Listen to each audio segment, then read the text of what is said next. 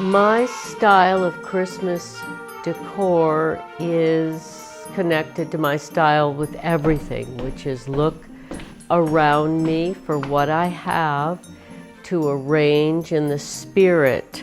For me, it's the spirit of the gift-giving season when the days are the shortest, the light the least. It's important to bring in light, so that's a theme.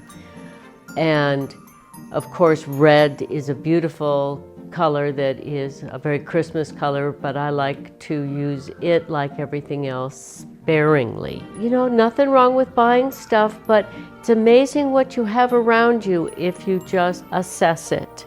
And it's very good for creativity to use what you have instead of just always try to solve problems with buying or acquiring something new.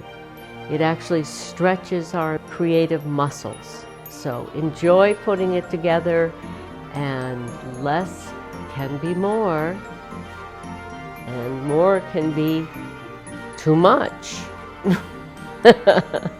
I finally got a put-it-together Christmas tree, so there's no waste, no chopping down, no landfill Christmas tree or burnt Christmas tree. And it comes with lights, and it's got handmade ornaments my mother and sister made, to all sorts of precious memorabilia, and it gets arranged differently every year, but added to.